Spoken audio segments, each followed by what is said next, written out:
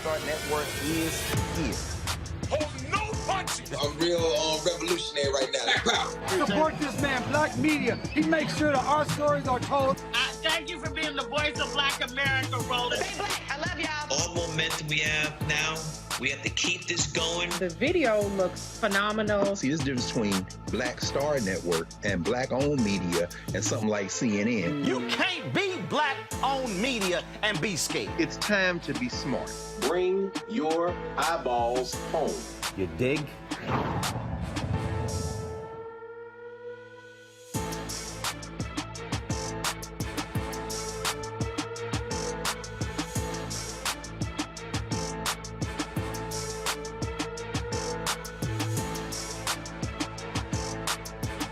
Today is Wednesday, February 9, 2022. Coming up on Roland Martin Unfiltered, streaming live on the Black Star Network. Once again, the right wing is pushing misinformation about something the Biden administration is doing. This time when it comes to drug harm reduction plans. We'll break down to you the truth about the program that's already in existence.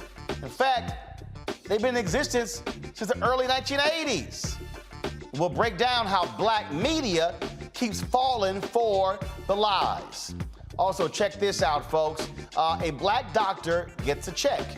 She goes to deposit the check, but the bank refuses to take it. The bank thinks the check is for $16,000. The $16,000 check is fake. Well, now she's suing them. She and her attorneys will join us tonight on the show. A Black swimmer in Wisconsin is disqualified for wearing a Black Lives Matter swimsuit. What they got to do with swimming?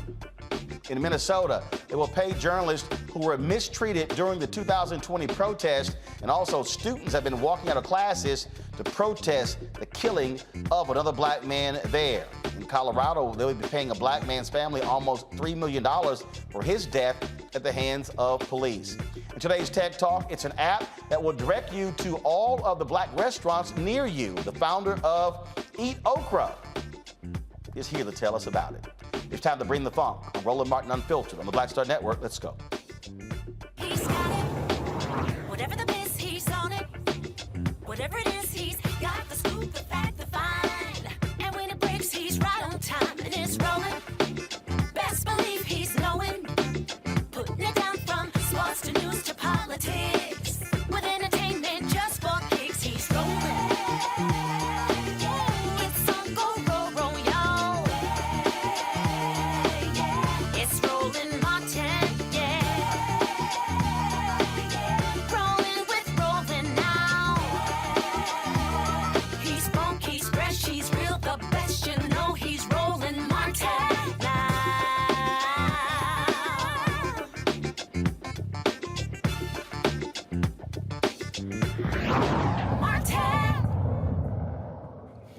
All right, folks. One of the things that I am constantly trying to warn people about how the right wing can take something, lie about it, drive a narrative that's totally BS.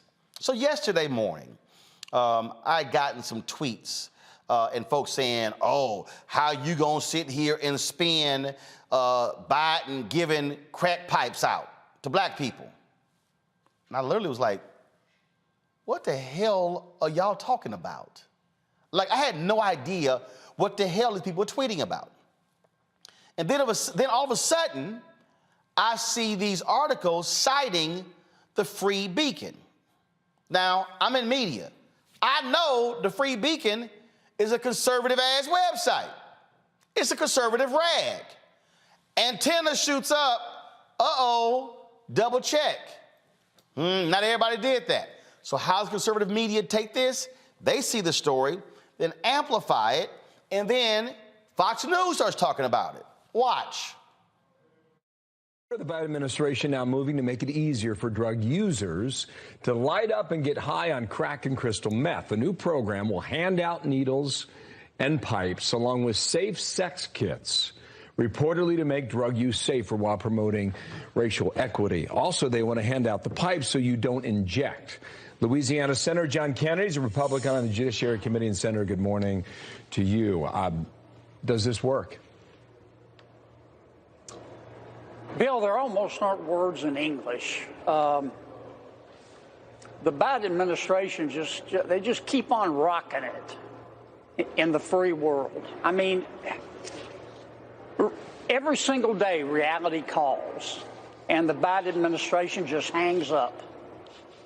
I don't think when moms and dads lie down at night in America and can't sleep, they're worried about clean injection sites and sterile crack pipes. The issue, Mr. President, is crime. The issue, Mr. President, is how to stop it, not how to encourage it. The program is actually called harm reduction programs. There you had Senator John Kennedy, one of the biggest dumbasses in the United States Senate, with his fake country voice. Oh, I'm just a regular old boy. Go to my computer. This is a press release that was sent out September 14th, 2020. Louisiana Department of Health announces award of $34.5 million state opioid response grants. Guess what this grant is for? Oh, harm reduction programs. Yep, that's what it's for. Guess what? What does it say? With a budget of over $17 million for each of the 2 years, the priority population served by the grant will be under and insured, criminal justice population, tribes, pregnant women or women with infants experiencing neonatal opioid withdrawal symptoms, people who inject drugs, colleges and universities, school-aged children. Do y'all realize that numerous states around America have harm reduction programs? In fact, Mike Pence, when he was the governor of Indiana, there was an explosion of HIV cases in Indiana, and they had a syringe exchange program that curtailed the spread of HIV/AIDS. Indiana, a red state. Senator Marsha Blackburn was highly critical of these programs. Do y'all know that Tennessee has a harm reduction programs? Then, of course, you got this idiot, Senator Marco Rubio, who put out this video because he was just, oh my God, just appalled by these programs. Watch this fool. The Biden administration is going to be sending crack pipes and meth pipes targeting minority communities in this country, underserved communities. I know that sounds insane. I know that sounds too crazy to be true. They confirmed it yesterday. They call them smoking kits, and they say it's about equity, but they have in essence confirmed that they're going to be mailing and sending pipes that can be used to smoke crack and meth to underserved communities in America. This is insanity. This isn't even about liberal and conservative anymore. This is about crazy versus normal, insane versus common sense. Where does this end? Go to my computer. Here's an article for 2019. Governor Ron DeSantis signs legislation authorizing needle exchange programs in Florida. That's a harm reduction program. Yep, sure is. It's what it is in Florida, where Senator Marco Rubio is United States Senator. See, this is the right wing on how they're constantly driving a narrative, okay, based upon this Free Beacon story. This is what came up, the question came up today in the White House briefing, and Press Secretary Jen Psaki answered the question from Fox News. Thanks, Jen. HHS just put out a statement clarifying around some reports that crack pipes are not going to be part of the safe smoking kits that are funded by the administration. But can you clarify for us, were they never a part of the kit, or were they removed in response to this reporting and this pushback? They were never part of the kit. It was inaccurate reporting, and we wanted to put out information to make that clear. What is in the safe smoking kit? A safe smoking kit may contain alcohol swabs, lip balm, other materials to promote hygiene and reduce the transmission of diseases like HIV and hepatitis. I would note that what we're really talking about here is steps that we're taking as a federal government to address the opioid epidemic, which is killing tens of thousands, if not more, Americans every single day, week, month of the year. We put out this statement, though, because there was inaccurate information out there, or I should say HHS put out this statement because there was inaccurate information out there, and we wanted to provide clarification on the allowable uses for the HHS harm reduction program. It's not a change in policy. This program, though, is focused on harm reduction strategies, including prioritizing the use of fentanyl test strips and clean syringes. And all of these harm reduction services that will be supported by these programs are intended to save lives from an epidemic that we know is devastating to communities across the country. Now, y'all know Reese Colbert, she don't mince words on the show.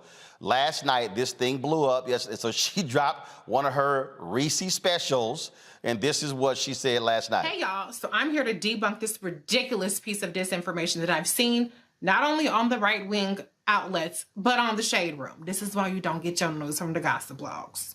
The headline reads that the Biden-Harris administration is spending $30 million on crack pipes. They're not.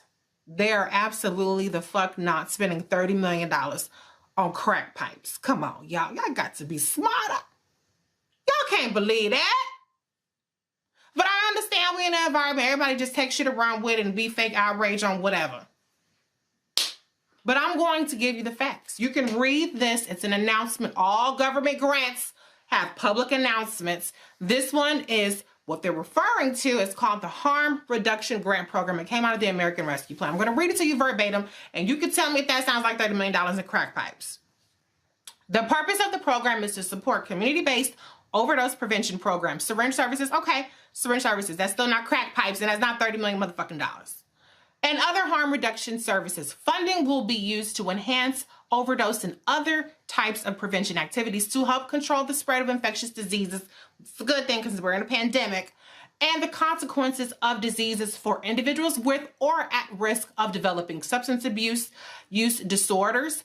Support distribution of FDA-approved overdose reversal medications to individuals at risk of overdose, build connections for individuals at risk for or with SUD, for overdose education, counseling, and health education, refer individuals to treatment for infectious diseases such as HIV, sexually transmitted infections, and viral hepatitis, and encourage such individuals to take steps to reduce the negative personal and public health impacts of substance use or misuse. Where did you see crack at? There are 25 grants over the course of 3 years, up to $400,000. There is up to $30 million in funding for the harm reduction program, which, as I just outlined to you, is not crack pipes, not $30 million. So here's the thing, y'all. If you can't fact check, at least sanity check.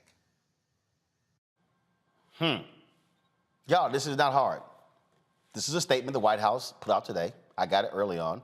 This is right here, okay? From HHS Secretary Batera and also ONDCP Director Rahul Gupta, and that is the Office of National Drug Control Policy. That's what that is, okay? And here's what it says. HHS and ONDCP are focused on using our resources smartly to reduce harm and save lives. Accordingly, no federal funding will be used directly or through subsequent reimbursement of grantees to put pipes in safe smoking kits. The goal of harm reduction is to save lives. The administration is focused on a comprehensive strategy to stop the spread of drugs and curb addiction, including prioritizing the use of proven harm reduction strategies like providing naloxone, I guess what it's called, fentanyl test strips, and clean syringes, as well as taking decisive actions to go after violent criminals who are trafficking illicit drugs like fentanyl across our borders and into our communities. We'll continue working to address the addiction and overdose epidemic and ensure that our resources are used in the smartest and most efficient manner. Tuesday, the Substance Abuse and Mental Health Services Administration released details about this new $30 million harm reduction grant program. Again, as recently laid out, it's going to help increase access to a range of community harm reduction services, support harm reduction service providers as they work to help people not die from overdose deaths, reduce health risk often associated with drug use. These are not new. But you have people like Senator Tom Cotton of Arkansas, who goes through all of his drama. Oh, the Biden administration are just going to be giving out crack pipes.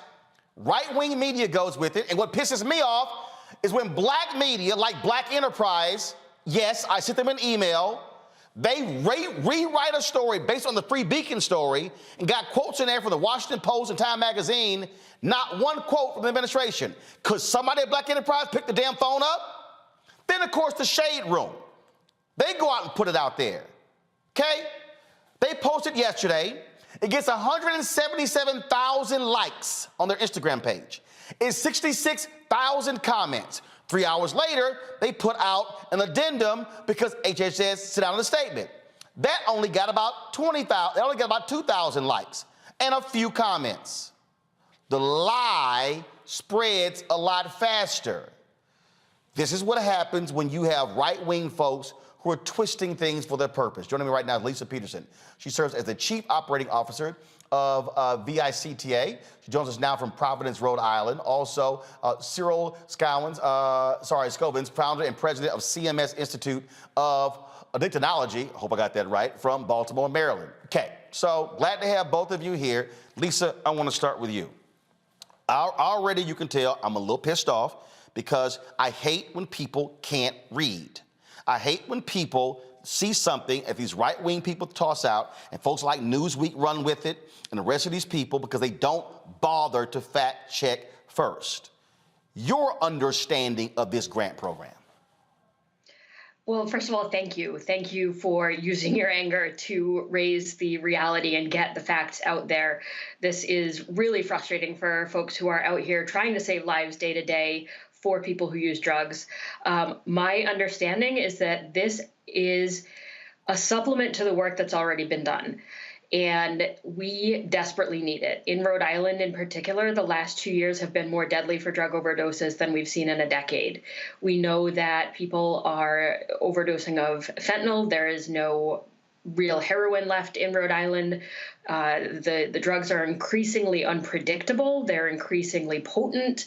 And again, people are dying. So these measures will help us save lives on the ground, real people, friends, neighbors. When one of the speakers talked about, parents don't worry about getting their kids clean crack pipes, they absolutely do. If their kids are using drugs, they absolutely worry about whether they're going to be able to use a clean pipe, a new syringe, et cetera, because there are a lot of risks that can be associated with drug use. And we are in a position where we're able to mitigate those risks and help people stay healthy and alive long enough to get into recovery if that's their goal and participate in their families and communities. The thing here that is nonsensical, Cyril, is you have people like who is one of the biggest idiots of all time, and that is again how Fox News works, and then chief idiot Marsha Blackburn. And I'm saying that this is a Fox News tweet from 20 hours ago. Time for an intervention. The Biden administration was just caught using your tax dollars to funnel crack pipes and more into poor communities. And they got Marsha Blackburn on here. Now, let's just break this whole thing down. First of all, so Cyril, what do you make of the hysteria? Well, all of a sudden, it's like, oh my God, we've got this crack epidemic that's going on, and this just makes no sense whatsoever. So, first of all, where crack pipes came from confused me, because crack isn't the issue right now. What we are trying to do, and you said it so eloquently, Roland, is if we don't save lives, then people die. And the harm reduction has been around. I'm 60 years old, so the harm reduction has been around pretty much since the 70s when they started with methadone, which was a harm reduction tool to help people stay alive. And the consensus that it's only going to affect poor inner city African-American people is another misnomer, because the majority of the new heroin addicts, or not even heroin because there's no heroin, the new opiate addicts are normally suburban Caucasian people that got addicted through the pill mills before the government shut them down. So the main focus of this whole harm reduction tool is we can't save you if you're dead. So there is no mysterious crack pipes going to filter through the community. That's just what we use as shock to try to scare people. But what should be really scary is the amount of deaths that continue year after year from overdoses that will rival what's been going on with the pandemic. Lisa, here's a tweet. And again, I'm walking through this because I need people to understand why you can't listen to certain people, certain outlets, because their goal is to deliberately lie. Here's again, one of the biggest idiots in the United States Senate, Senator Marsha Blackburn of Tennessee. This is her tweet. While the Biden administration is busy filling vending machines with drug paraphernalia, Tennesseans want to see inflation halted, our southern border secured, and crime stopped. So let me just go ahead and just play this video. So listen to this. Weekend in Tennessee this weekend, heard a lot from Tennesseans about the price at the pump, the price at the grocery store, how inflation is impacting them. The other issue that kept coming up in all sorts of conversations, the southern border and how concerned we are that it is porous. People are coming into communities, drugs, human trafficking, sex trafficking, gangs. A lot of that leads to crime in the streets. These are issues we're watching this week. Really? Okay. So, Lisa, here's what I find to be real interesting, because it's not hard to look it up. If you type Tennessee Harm Reduction Program, you're going to come across this. This is a link to the Department of Mental Health and Substance Abuse Services for the state of Tennessee. And what does it say right here? Regional overdose prevention specialists are located throughout the state of Tennessee as a point of contact for training and education on opioid overdose and for overdose prevention through the distribution of, I guess, naloxone, is that how it's pronounced? Naloxone. Naloxone, okay? From October 2017 through June 2021, the ROP has distributed more than 206,000 units of naloxone, and documented at least 26,000 lives saved because of the distribution. This is called a harm reduction program in Tennessee. Lisa, go ahead. Absolutely. And we've seen that. Again, I can only speak to my specialty, which is the state of Rhode Island, but we heard similar arguments about widespread distribution of naloxone, which we've been doing for over a decade now. Rhode Island's always had higher rates of substance use than much of the country. And fortunately, we've tried to do more innovative things as a result. But when there was issued a statewide prescription by one of our local physicians so that any Rhode Islander can walk into a pharmacy and get naloxone, no questions asked, there was a lot of similar outrage that this was encouraging use. And we like to say the only thing that naloxone enables is breathing. So that's where we started. And each of these, fears and discriminatory reactions are really interfering with what we know to be evidence-based interventions and an appropriate way to respond to a public health emergency that's only gotten worse with COVID. And when we talk about, and Cyril, to that point, I need people to understand, these are, these reduction programs, this is established public health policy in the United States. This did not start with the Biden administration. It was in place when Trump was there. It was in place when Obama was there. It was in place when Bush was there. It was in place when Clinton was there. It was in place when the other Bush was there. It was in place when Reagan was there. These programs go back to the late 70s, early 80s. Yes. These aren't new programs. Because addiction's not new, we have been trying to save people for decades. And it's just that the drug has changed. We went from heroin to now fentanyl, which, if they don't understand this, it takes, if a heroin addict was back in the 70s and 80s, the heroin addict was the overdose, we might have to give him one dose of naloxone to bring him back. With the fentanyl addicts, we're having to give them 5 doses. Wow.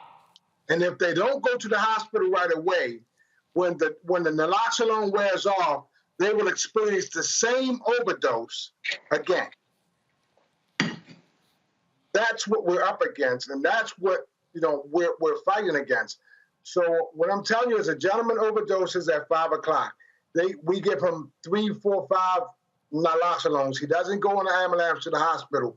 He walks down the street, the naloxone wears off. He experiences the same overdose again. And we run right back to him, and we give him 2, 3 more naloxones. He gets him back breathing. He doesn't go to the hospital, and he could experience the same overdose again from the original fentanyl. So this is what we're dealing with, not heroin. We're dealing with a drug now that is consuming more of our resources to keep a person alive. And so along with the harm reduction, we have to provide them with 24-hour treatment, so those who want treatment can have treatment on demand, which is not prevalent in America right now. It's only prevalent in European countries. In America, treatment is still done from 9 to 5. Lisa, this is a tweet that was sent out by a reporter, Capitol Hill reporter with the Wall Street Journal. Senator Blackburn has just put a hold on the CR, continuing resolution, that cleared the House until she can get insurance.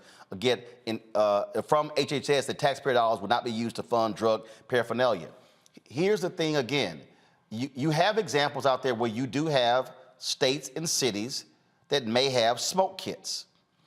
Now, what people don't understand about this, we also have cities that are saying, can you create safe spaces for people to use drugs in a way where they're not dying in alleys or on the streets? Now, that may sound crazy to some people. You're encouraging drug use. No.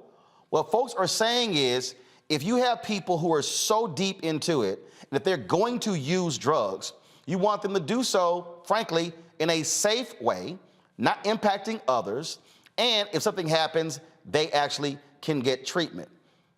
I think what we're dealing with here, we're dealing with people who are sanctimonious. We're dealing with people who want to treat those who are drug users as riffraff. And then what you have is a racial component. So by Republicans trying to center on crack pipes, and when they said racial equity, what the Biden grant said is that groups that serve underserved communities are going to have an upper hand, because they're also talking about communities where you also have impact. So they put the two together: Biden, crack pipes, racial equity, and then black folks ran with it. And now you're trying to control the lie, because it was all designed to create the very hype that we're having to deal with right now. I'm really glad you introduced the safe consumption site conversation. Actually, Rhode Island last year became the first state in the U.S. to authorize through state legislation the development and implementation of harm reduction centers, which will include a safe consumption component. And when we were developing the regulations for this, which are now live, and there's a lot of work being done to get providers set up and able to start saving lives in this way, we really had a racial equity lens. Realistically, we all know the reason that the overdose crisis is getting so much attention and so much funding is because it was creeping into white suburbs. The overdose crisis was people who accidentally got addicted to opioids through medications, et cetera, and that was a more palatable face. And the reality is we can't leave folks behind who are using other drugs, and that's why I think it's important to have the conversation about safer smoking, safer crack consumption. And that's an important component of safe consumption. So there will be both places where you can safely inject, as well as a space where you can safely smoke. And that will include clean pipes. That will include clean syringes, as well as all the other things that the Biden administration is getting out into communities. So I think it's really important that we don't pigeonhole ourselves and think of the overdose crisis as one thing, because it's not, and it never has been. And Black folks in Rhode Island are dying at disproportionate rates of overdose. And every one of them is preventable if we have the political will, frankly, and the funding to support the work that is happening out here. Lisa, Cyril, we appreciate both of you, the work that you're doing. Thanks for joining us to unpack this, because it's really important for people to actually get facts, as opposed to listen to the crazed hysteria out there. Thank you so much. Thanks a bunch. Folks, last year, the U.S. reached a grave milestone, recording over 100,000 overdose deaths over a 12-month period for the first time ever in the black community. According to Pew Research, there were 54.1 fatal drug overdoses for every 100,000 black men in the United States in 2020. Since 2015, the death rate among black men has more than tripled, rising by more than 213%. The overdose fatality rate among black women rose 144% between 2015 and 2020, far outpacing the percentage increases among women in every other racial or ethnic group during the same period. Harm reduction is a proactive and evidence-based approach to reduce the negative personal and public health impacts of behavior associated with alcohol and other substance use at both the individual and community level. I'm going to bring in my panel right now. Joining me right now, of course, is A. Scott Bolden, formerly the National Bar Association PAC. We also have Monique Presley, who joins us as well. Okay, legal crisis manager, lawyer as well. And of course, we ain't talking about guns today, Robert, so you can hold off on all your weaponry. You know, because what you got, Robert? You got something? You ain't lying. I got something with you. Robert got something under his chair. Robert Patillo, Executive Director of the Rainbow Push Coalition, Peachtree Street Project. Glad to have all three of you here. Monique, I want to start with you. I went off the other week on the route because they ran this NBC News story on HBCU funding that was wrong. And then what they did was just rewrote it. It pissed me off when Black Enterprise and the Shade Room ran with it as well. And I keep saying to these black outlets, if you're going, first of all, if that ain't what you do, stay the hell out that lane, okay? And understand the game that's being played. The right wing purposely pulled out crack pipes. Purposely said, oh, they're targeting minorities. Because you got people out there who say, oh, Biden don't give a damn about the black people. Now he's trying to kill black people. And you have all of that, okay? And they ain't talking about meth. They ain't say meth. They specifically, because by using crack pipes and then adding racial equity to it. That's it. They, targeting black people, that's what they're doing. Game, recognized game, Monique. Right. I mean, and it's sloppy and lazy. And it happens over and over and over again. I wish it was just this time. But as you pointed out, you had just taken them to task last week, I believe it was, on a separate matter. And so, you know, I mean, we say it every week, but that's why programs like this are necessary. And that's why there should be more of them, because what are we to rely on if people are trying to come to Black news sources and they're not really news sources, me? Then it's dangerous. Me? Scott, stop talking. Monique's talking. What just happened? Scott just over there just talking. Just, Scott, hold on. He was like, me? Chill, bro. You on the air. Robert, again, this is a public health strategy. That's what this is. Look, Roland, this is what I love about the internet age. We live in a period of time where we all have access to supercomputers in our hands, and that in milliseconds, we can have all the knowledge of Earth. Think about that. We can have more knowledge than the Library of Alexandria, of the Library of Congress, all right there in front of at our fingertips. And we would rather depend on the Shade Room to tell us what's going on than simply Googling something and just looking it up for 2.5 seconds. Look, of course there's a racial... Yes, of course there's a racial component to this. Nowhere in it does it say the word crack pipe. But the reason right-wing media made it about crack pipes is that immediately evokes those images from the 80s, black crackheads laying on the street corner, sucking up government money, while welfare queens ride around in their Cadillacs. That's what they're talking about. Because when it's Brenda and her addiction to Xanax or something like that, well, that's an opioid crisis. When it's little Tyler who accidentally got hooked on painkillers, oh, well, we have to do something to ameliorate those issues, and we have to come together as a community to help them. But if you make it about black crackheads, all of a sudden that means that they just need to lay there and die. They don't need any help. They don't need any assistance. They don't need any programs. They are leeches on the federal government, and we have to stop this from taking place. We got to, and black media has to understand this. Don't just run with the sensational headlines to get clicks, because you are playing into that exact same right-wing gangs. The Shade Room and all these other magazines that ran with this story are becoming tools of white supremacy. They are tools of COINTELPRO. They are doing more to destroy the black community than they are doing to help the black community. What do you think is going on by only reporting on celebrity culture, only reporting on beef and drama, only reporting on these fake stories? When do they actually go out into the community and report on some of the good things that are happening? So we have to make sure that we are addressing this head to head, point to point, and ensuring that we get the right information out there, because this is a deadly issue. If they pull funding from this program because the Shade Room decided to run a story on it, there were people who are going to die from not having access to these drug kits, not having access to the to many of these programs. So we have to hold these folks accountable, and they need to come out and put as much effort into the retraction as they put into pushing the story in the first place. Here was the quote, Scott, from Tom Cotton. Last week, Biden talked about being tough on the crime. This week, the Biden administration announced funds for crack pipe distribution to advance racial equity. And then, of course, Marsha Blackburn, in government-funded crack pipes.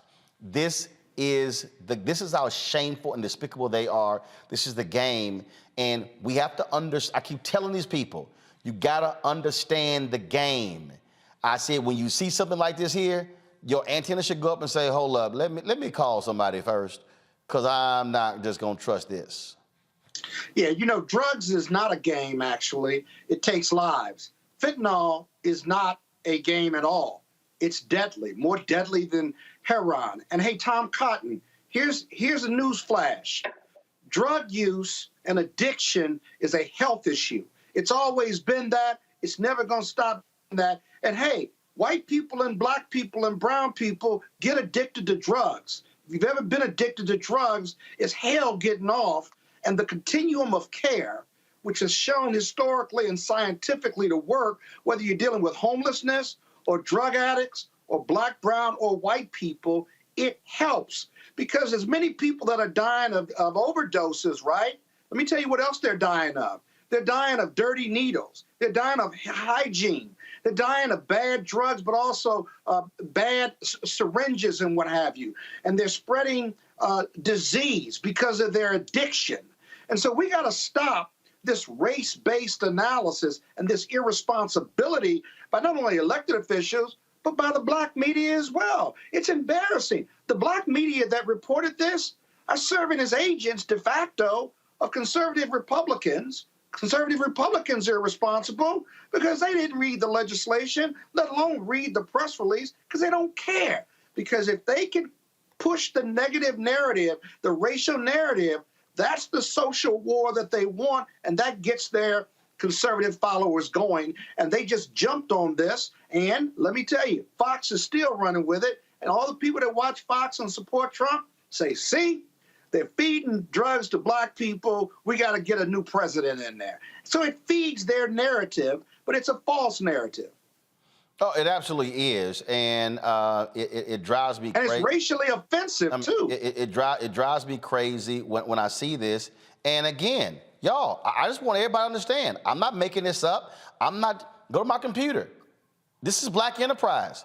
This is it's still up. This is what's up right now. Biden administration to implement harm reduction program to promote racial equity and prevent drug overdoses. When you click this was posted at 10:30 this morning. I sent an email to the leadership of Black Enterprise at 11:17 last night telling them what they were putting out was wrong. They still sent this out. If you click the article, it shows that 26,594 people have seen this story. And if you go through this story, boom, what do? They're quoting the Free Beacon. I told Black Enterprise leadership myself at 11:17 p.m. last night, this was bullshit. You see this here. They're quoting Free Beacon. You go through it, they're quoting in the store. I didn't want to have to call out Black enterprise, but damn it, after I alert you to the bullshit and you still put it out, you got to get called out. They're quoting the Washington Post. They're quoting Times News. They're quoting all these people. Nowhere in the Black enterprise story is a statement from HHS. The one that went out today. Nowhere in their article is Jen Psaki's comment. So now the Shade Room, to their credit, that bullshit they put on Instagram, they took down because they got ripped for it. Now what's still up is the quote corrected one should take that one down as well because it really isn't right as well. Joining me now is Tracy Gardner, Senior Vice President of Policy Advocacy for the Legal Action Center from New York. So obviously, Tracy, I'm pissed. And I'm not pissed because this is what people, oh man, you trying to protect Biden. No, I'm angry because there are people who look like us and people who look like Lisa, who's white, and people who who are Latino, who are Native American, who are dying because of drugs, and assholes like Senator Tom Cotton going out there saying, we need to be putting people in prison because his belief is we have too few people in prison, which is why he opposed the First Step Act. And what we're dealing with, again, are Republicans trying to sow the seeds of discontent among black folks. See, Biden tried to give y'all crack. Y'all want reparations? He gave y'all crack pipes. That's what they're purposely doing. Exactly. Roland, you know, this is not this country's first opioid epidemic, right? Nope. The first opioid epidemic got us things like Rockefeller drug laws and sentencing laws and the crack cocaine sentencing disparity. To be honest, we can actually go back even further because the first attack on opioids were against the Chinese immigrants because they were pissed off after they built the railroads on the West Coast. They were pissed off with how they were advancing economically in the United States. And then they started attacking black people as well in 1930s and 40s, like people like Billie Holiday. So we got a long history of America targeting people of color when it comes to opioids. That's right. And anything that is other is what is then used against us. They talk about stigma. What I call stigma is oppression. It's legalized or it's systemic oppression. And so harm reduction is a strategy scientifically based that we know works. But I also, having grown up as an HIV advocate, harm reduction is love. Either you want the person who's using drugs to live and be healthy, or you want them dead. There's no in between. And so harm reduction, back 25 years, we were having the same discussion about clean syringes. Now that's not a problem because we recognize that opioids are injected by everybody, including white people. So clean syringes will also be supported by the government as they should be. But this red herring, this dog whistle about crack stems is exactly what you called it. And that Black media in particular has a responsibility to give the correct information to Black communities who are dying in higher numbers than anyone else. This is not just about Becky struggling with Xanax or pill prescription addiction. This is about the decimation of Black communities and then our complicit silence. Now, if this whole program gets completely thrown away because of this dog whistle, as someone said earlier in your program, we will be the ones to die because we are the ones dying now. Now, let me just say, whether it's a clean syringe, whether it's a clean pipe, whether it's a condom, you can go into CVS or Walmart and buy condoms because we know people are going to have sex and we want them to do it safely. We know that people are going to drink, so we have safe consumption sites for them. They're called bars.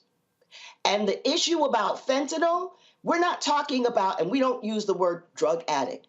I am a co-founder of the Black Harm Reduction Network, and we are a collective trying to change the language and the talk around the impact of drug policies and the war on drugs on Black people. But you can walk in to any bar and get unpoisoned alcohol, right? And that is really what we're talking about, is being real about the fact that people will do what they're going to do and they deserve to live. You don't have to like what they do, but you don't consign them to death.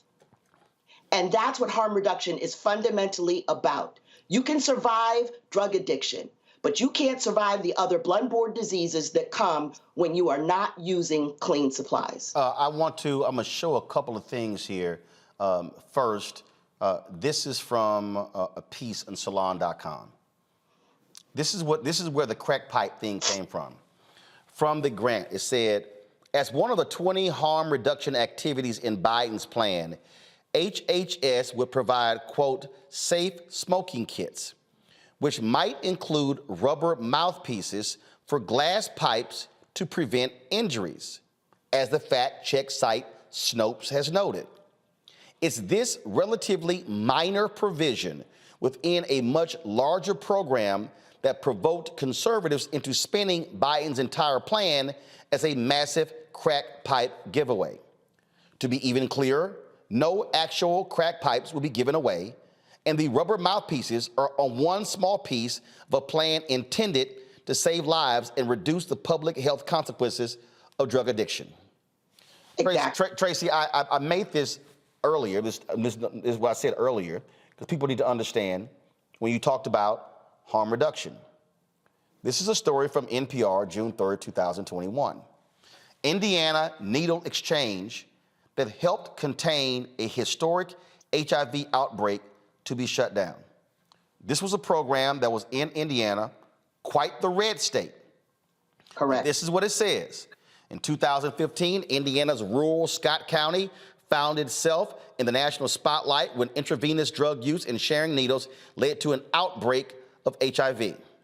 Mike Pence, who was Indiana's governor at the time, approved the state's first syringe exchange program in the small manufacturing community 30 miles north of Louisville as part of an emergency measure. But this is what he said. I will tell you that I do not support needle exchange as anti-drug policy, but this is a public health emergency. Correct. In all, 235 people became infected with HIV over the course of the outbreak, most of them within the first year. In all of last year, there was one new case. Health officials credit the needle exchange for the dramatic drop-off in cases.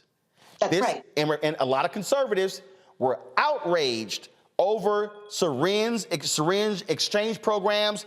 They were trashing. This is not right. 235 infected. Program goes into place. One in a year. Even 20 years ago, the HIV infection rate among injection drug users and their partners was 30%. Once we put into place harm reduction strategies, including syringe exchange programs, it dropped down to 3%. Moreover, the babies born to folks who were HIV infected, New York used to have the #1 cases of pediatric AIDS cases. Now we have no babies born with HIV because we get people engaged in care, not by stigmatizing them or by criminalizing them, but by responding to them as a health measure and engaging them in care. So millions of dollars for this harm reduction initiative that people, advocates that I'm colleagues with have been fighting for a quarter of a century to get, and it's all going to get flushed over what is not even a real crack stem, but something to keep people's lips from bleeding, which would facilitate blood-borne disease. Come on. Absolutely. Tracy Gardner, Senior Vice President of Policy Advocacy for the Legal Action Center from New York. And you also said co-founder of? Co-founder of the Black Harm Reduction Network, which is a collective of advocates and harm reductionists who work in Black communities to push against this kind of thing and to correct our own media. Well, this is precisely why I have this show and created it, because I cannot stand these Black outlets that all they do is aggregate. They don't call nobody. They just repeat what somebody else said. And I said, hell, you might as well just put their piece on your website, because just slapping your name on it, you just reporting the same thing they're doing, meaning you are sending out news to black people through a white prism because you just rewriting what they wrote. No analysis, no kind of, yeah. Thank you, Roland. Thank you very much for what you're doing, because this is a very hard to get on a platform this widely seen about these kinds of issues. Well, I appreciate it. Thanks a lot. I can't tell you, Monique, how, someone sent me a text message saying, Roland, we need you, calm down. But it really does piss me off. It angers me when I look at the history of black-owned media and the role that they played. They didn't report the same bullshit that was in the Washington Post, New York Times, Chicago Tribune, the rest of those papers. They actually understood the audience that they serve. And I'm about to send a tweet out saying to Black Enterprise, take this damn story down. Take this damn story down. And again, the Shade Room, I'm glad they took it down. But I need people to understand, it's a whole bunch of folk out here. They sit here, they follow that stuff, they look at them, and yeah, I get it. We do real stuff. Hey, we don't get 177,000 likes of something on my Instagram page that they do. But there's a responsibility that exists, and I dare say to the Shade Room they got 25.6 million fucking followers on Instagram. 25.6 million. And when they put this bullshit out, that's a lie, and its reports say, you making enough damn money, Shade Room, to go hire some people who can pick the phone up and make a phone call. It's called being responsible to your audience. And that is what this issue is. And when we, folks who are black, are feeding our people the same bullshit that the right-wing media is, well, hell, you might as well tell black folks, skip the Shade Room and just go right on over to the Free Beacon and the crap that they put out. Yes, because it's the same, for sure. But if the priority is not accuracy or even news, then just passing on. Actually, Roland, the story as they reported it fits their purposes, because the salaciousness, whether it's correct or not, is what draws the views and the traffic. So nothing about that surprises me. I didn't know that they had posted that until I saw your post, because obviously, that's just not something that I follow. But it is unfortunate, because there are people who will jump to immediate wrong conclusions and then pass those on at a time when yellow journalism is prevalent and where people are being manipulated through all manner of false reporting in other spheres. So it's shameful that it would also happen with our own. And again, Robert, they took down that post, but the numbers are right here in my head, because I'm on their Instagram page right now. They posted that item yesterday, and it had 177,000 likes, 66,000 comments. 3 hours later, now go to my computer. 3 hours later, they posted this, TSR exclusive. U.S. Department of Health and Human Services releases statement following reports of providing drug paraphernalia to drug users. These comments are misleading. First of all, Shade Room, ain't no damn exclusive to you, because it was released publicly. And you still are putting the BS in the article. But here's the key. The quote correction, go back to it. 28 3,709 likes. How many comments? 3,114. So let me juxtapose. The lie got 177,000 likes, 66,000 comments. The truth got 28,000 likes, 3,100 comments, Robert. That is proof of how misinformation spreads like wildfire. Well, look, just as Mark Twain said, a lie will travel around the world while the truth is putting on its pants. And the reason you know that's true is because Mark Twain never said that. This is part of the misinformation machine. People always want to know.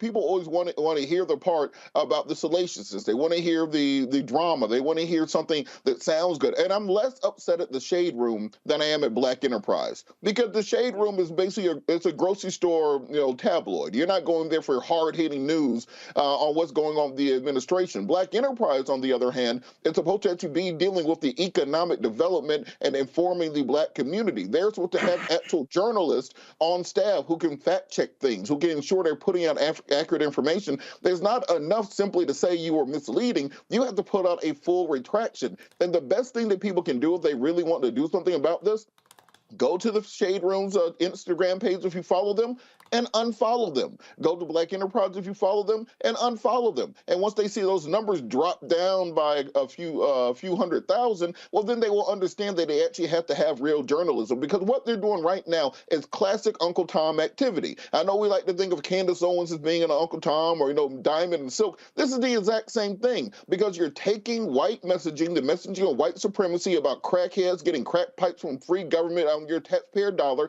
You are taking that and repackaging it and selling it back to Black people as a way to influence them to submit to white supremacy. So when you're doing Uncle Tom activity, then I have no reason to support you in what you're doing going forward, because as we said, if these programs go away, Black people will die. It's not going to affect Timmy, who's addicted to painkillers. Yeah. It's not going to affect Barbara in the suburbs, who's addicted to Xanax. It's going to affect our families. It's going to affect our communities. It's going to kill Black people. And I see no difference between what they're doing and those people who told on us when we try to run away, because they are so invested in getting the economic benefits that come with their proximity to white supremacy that they have forgotten about their duty to their own people.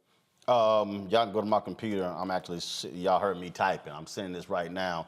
And I'm saying it. Hey, Black Enterprise, y'all need to take this article down now. This is wrong. The whole article is based on shameful reporting from a right-wing rag. It doesn't contain today's info from HHS and the White House. We should never repeat right-wing BS. Send. Scott, final comment before I go to break. Yeah, what's most disturbing, everybody's right. I don't think anybody's going to disagree. I guess what disturbs me most is the recklessness, and just, if you get a story like that, and I'm not a journalist, I'd question it and say, let me do my research, or let me backtrack and see where this is coming from, much like you did. And it's disturbing that Black Enterprise and the Shade Room didn't even do that. They just kind of went with it. But I guess it begs a question, Roland. When you have a conversation with Black Enterprise or the Shade Room, right, what do you expect their response to be? Either we screwed up, or they'll defend themselves. What do you think? Here's the deal. First of all, Black Enterprise never responded to my email. Mm-hmm. That's first. But I'll tell you, this happened before. The Washington Post did a story that essentially said that Tamika Mallory, Bob Bland, and Linda Sarsour were run out of the Women's March. Right. I remember that. News1.com and Blavity basically rewrote their story and then posted it with their bylines on their sites, and it looked like Blavity and News One Now was repeating the same thing. I saw the story. I knew it was a lie, because the Women's March, they could only serve 2 years on the board. Their terms were up. Right. They weren't run out. They weren't reelected because they couldn't be reelected. There were term limits. So I emailed Morgan DeBond, the CEO, founder of Blavity, and I emailed, at the time, Latavio Samuels, who was the CEO of Interactive One, and I emailed the editor of News One, and I said, take that bullshit down, because y'all, it's wrong. And I said, y'all should be able to pick the phone up and call black people directly to get information from black people. And they took it down. Exactly.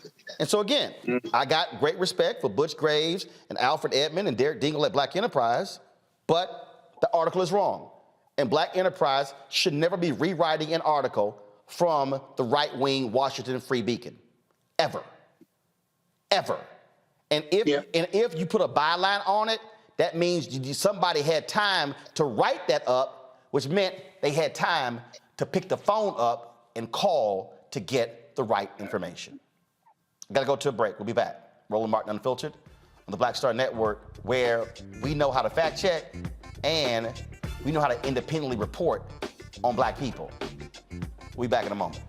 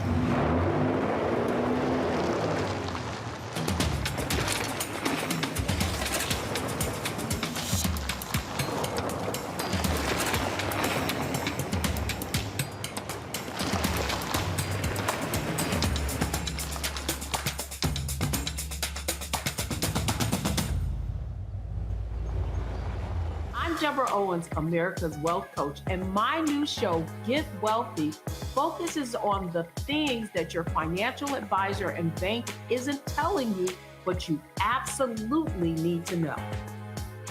So watch Get Wealthy on the Black Star Network.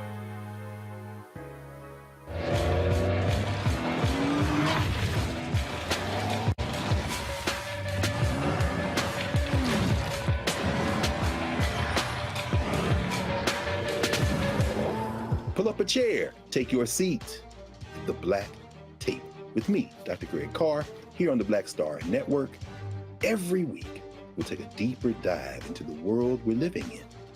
Join the conversation only on the Black Star Network.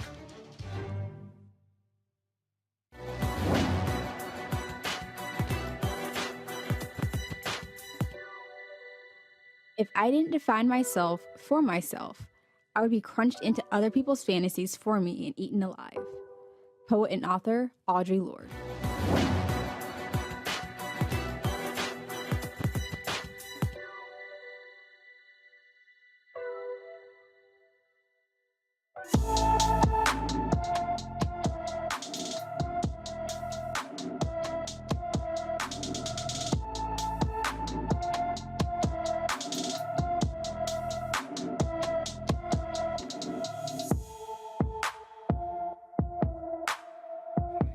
Hey, y'all, 20-year-old Shannon Tripp has been missing since February 5th. The Birmingham native is 5 feet 7 inches tall, weighs 100 pounds, with black hair and brown eyes. She was last seen wearing white and black leggings, a black tank top, yellow socks, pink flip-flops, and a cream-colored sweater. Anyone with any information on her whereabouts should please call the Birmingham Police Department at 205-254-7777,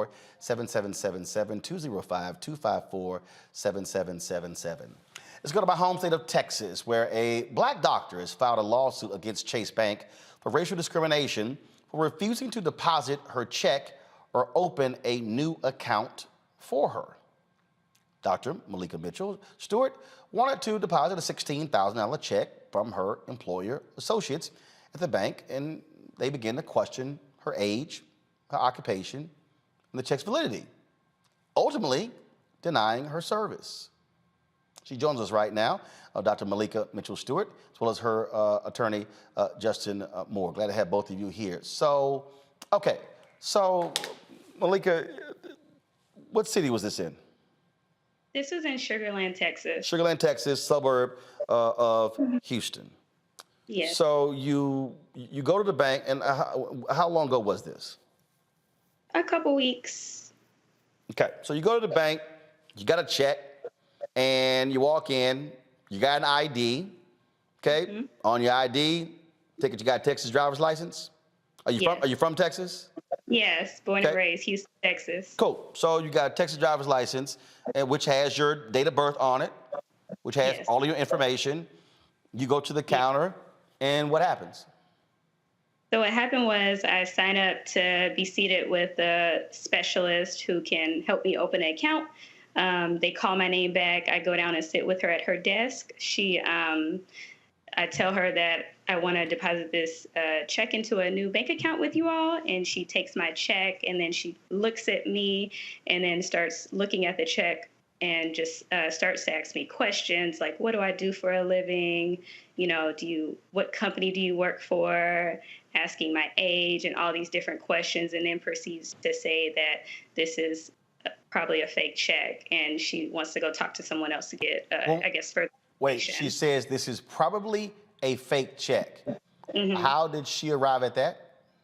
I don't know, and that's why I was asking all the questions, and that's when she went to go get someone who I assumed was the bank manager to come talk to me as well, but actually was just a lead teller that also came and talked to me, and they just said that it looks like a fraudulent check, and we're not going to let you open a bank account, and we're not going to let you deposit this check. Okay. Now, first of all, were both of these folks white? What were they? So one was white and one was Indian. Okay.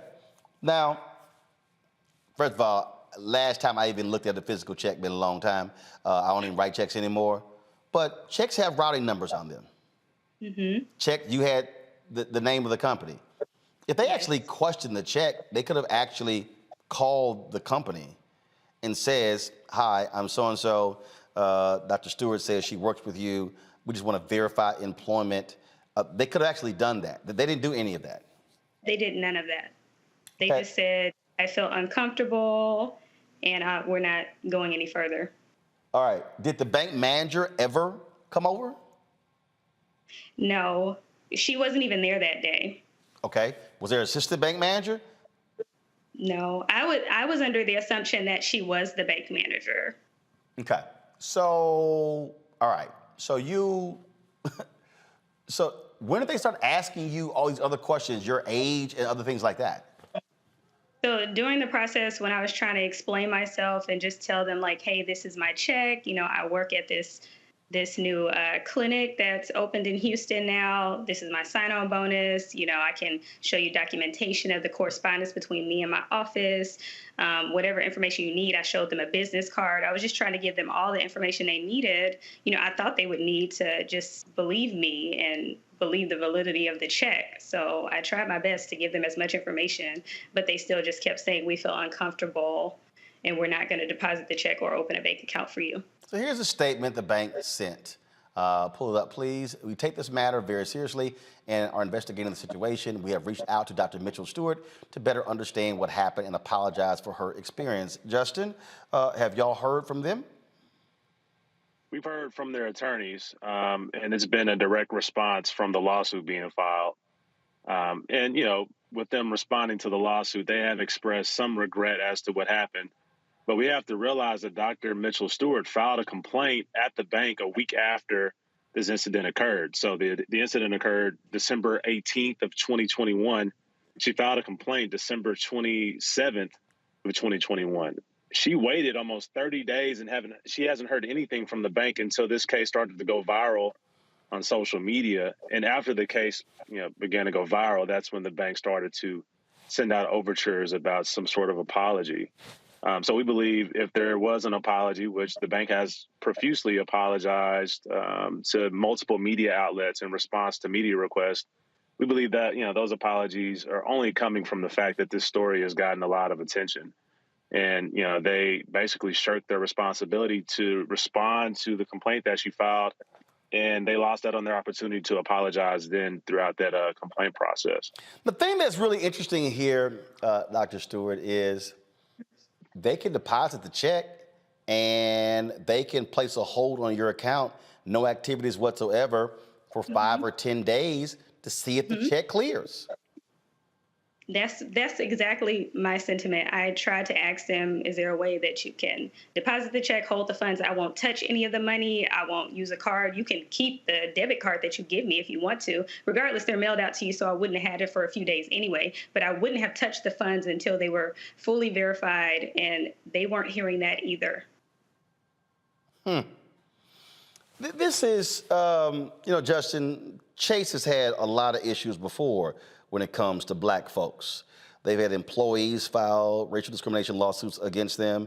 They've had other examples like this.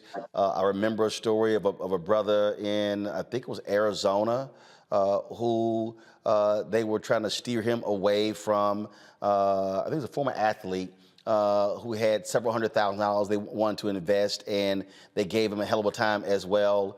And so, and they've got their diversity and equity and inclusion programs and, things along those lines. But you would think Jamie Dimon and his bank would be actually moving a hell of a lot faster when it comes to this story if they heard exactly what happened.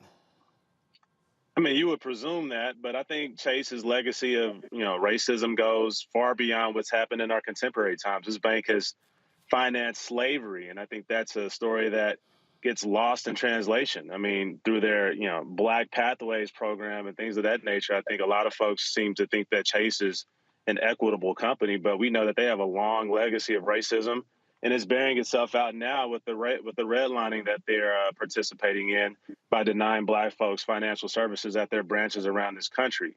So there is a pattern and practice that not only exists today, but it's existed for centuries now. So I'm not shocked at all that Chase hasn't come to the table with an apology that has some level of contrition to it and has some type of substantial tangible type of redress that's being afforded to Dr. Mitchell Stewart and other folks who have experienced this type of racism. I'm not shocked whatsoever, and that's why we filed the lawsuit. I think it's also important to note that when Dr. Mitchell Stewart went back to that branch with her mother, the actual branch manager revealed herself and told Dr. Mitchell in explicit terms that they can refuse service to anyone for any reason.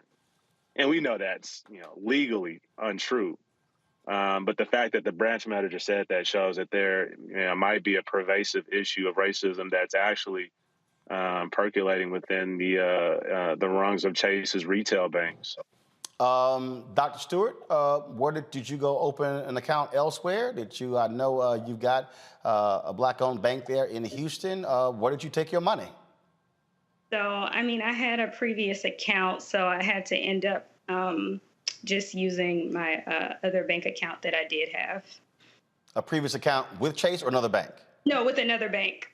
I never had a bank account at Chase. I was trying to open a bank account at Chase. They're a well-known bank. They have multiple locations, easy access. That's what I was trying to do, but that didn't work out. Gotcha. Well, look, keep us up to date on this story and what happens next, and we'll also reach out to J.P. Morgan Chase. Matter of fact, I'm probably going to go ahead and tweet them and hit them on LinkedIn and Instagram as well, just to see how they respond. But they certainly need to answer a hell of a lot quicker to what happened to you here. We appreciate you, Dr. Stewart, and Justin Moore as well. Thank you for having us. Thank you. Thanks a bunch. I'm going to go to my panel here. Robert, I want to start with you. The reality is we can take our money where we want to take our money. And a few years ago when I was in Chicago, I wanted, when I was building New Vision Media, when I was building, which led to all of this, I wanted to get a business card. Actually, no. Actually, it wasn't a business card. I wanted to get a personal credit card. I wanted to get a personal credit card. And what I wanted to do was I wanted to get one that was where I took a couple CDs out, and that way it covered it. If anything happened, it's always covered. And I remember Chase denying me a credit card. And I'm sitting there going, y'all want to explain to me why I got $400,000 sitting in a bank account and you're denying me a damn credit card? And wholly insufficient. So I took all my money out. I'm like, see y'all later. Went to a bank that gave me a personal credit card and business credit card. And we see these stories, but all the time. But for this branch to question her occupation, her age, to call her check fraudulent, and you don't even check, that's beyond foul. And look, Roland, I wish this was an isolated case, but as she was speaking, it reminded me of something that happened when I was young, a baby lawyer practicing. I just got one of those big cases where you get the settlement check from the insurance company. So on my day off, I take it in to cash it. So I got like a hoodie and jeans and some Air Force Ones on. They actually called security over because they just assumed that I wasn't supposed to have a $120,000 check to put into my IOTA account. They just assumed that there had to be something not above board. Brought out the branch manager and everybody else. So this is something that African Americans have to deal with on a daily basis. And whether it's reported widely in the media, this is what we mean when we're talking about white privilege. In case somebody is wondering what we're talking about, that is what we're talking about. The fact that on a daily basis, things are just always made slightly harder for you based upon your race. They don't ask about your degrees. They don't ask about how much money you have in the bank. They don't ask about anything except they see the color of your skin, and they make negative assumptions about you, and they make life just a little bit harder. So we have to address this thing from a systemic point of view. People get mad about diversity trainings. People are mad about CRT and having to learn the importance of having other people involved in this world besides cisgender straight white males. But at the end of the day, if we want to actually have the pluralistic society that we believe that we should have,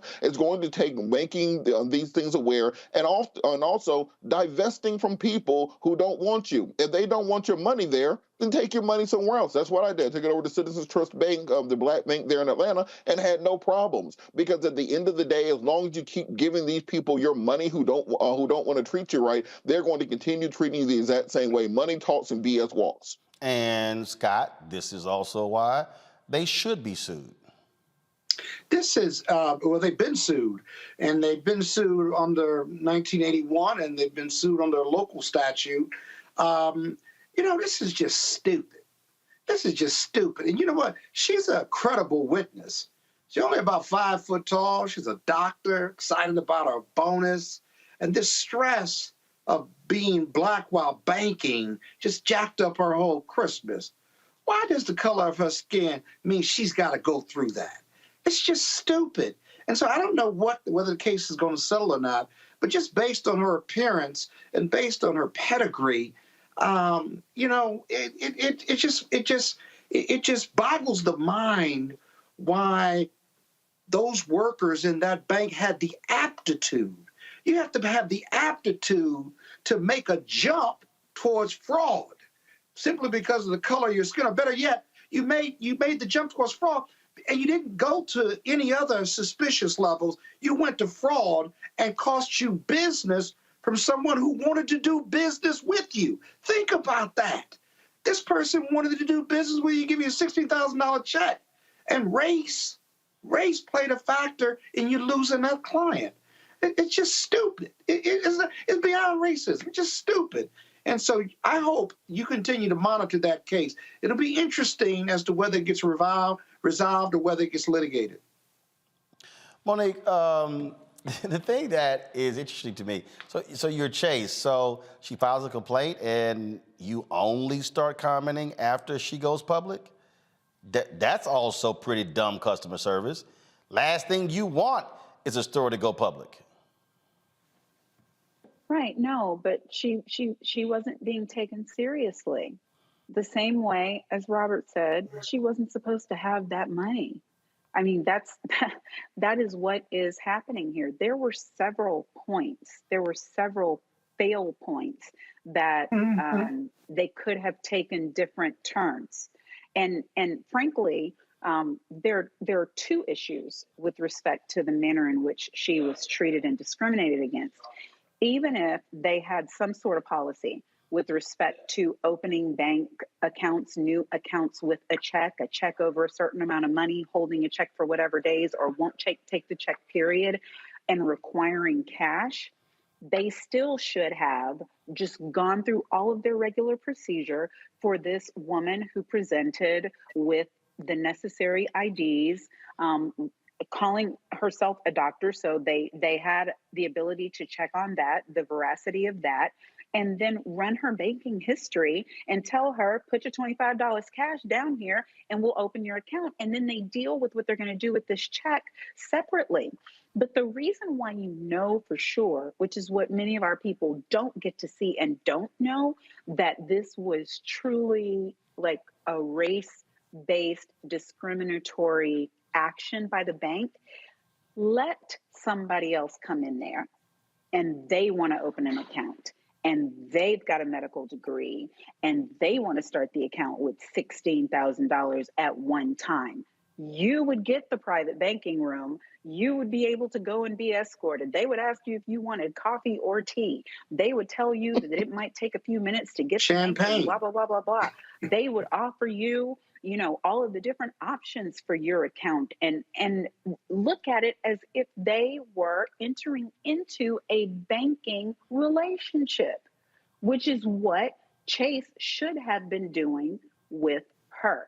So no, they failed 15 different times along the way. And at this point, they get what they get.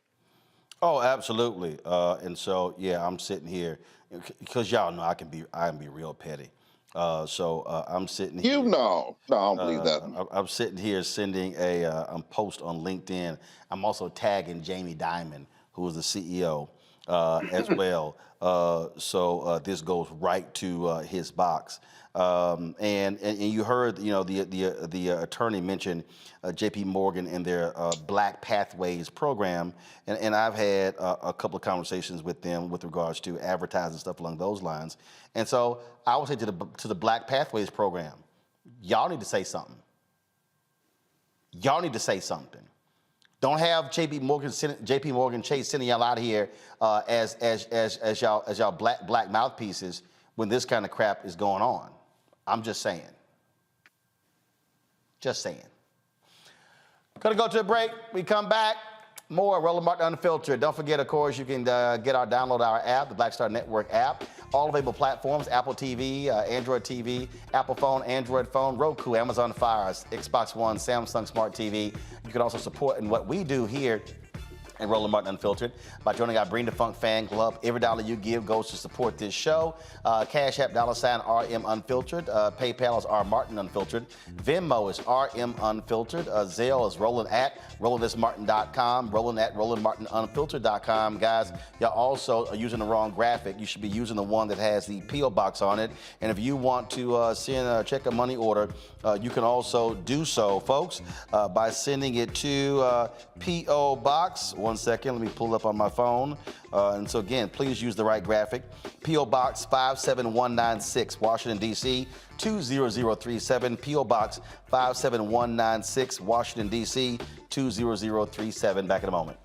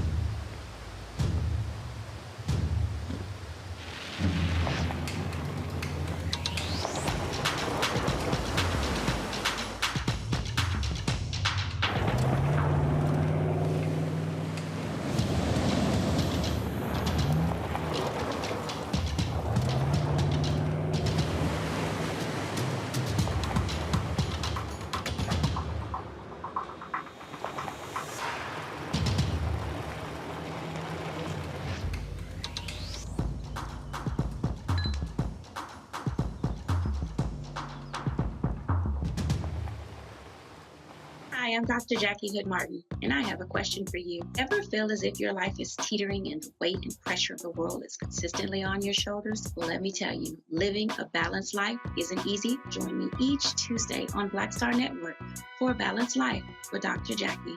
We'll laugh together, cry together, pull ourselves together, and cheer each other on. So join me for new shows each Tuesday on Black Star Network, A Balanced Life with Dr. Jackie.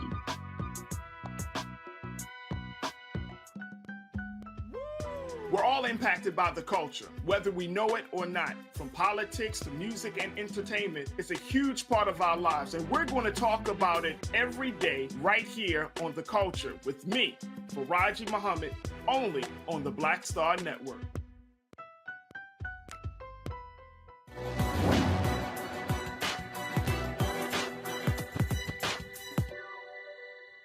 Whatever we believe about ourselves and our ability comes true for us.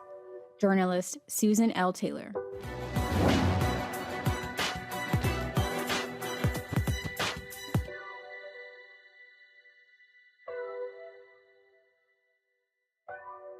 All right, folks, this is Super Bowl week.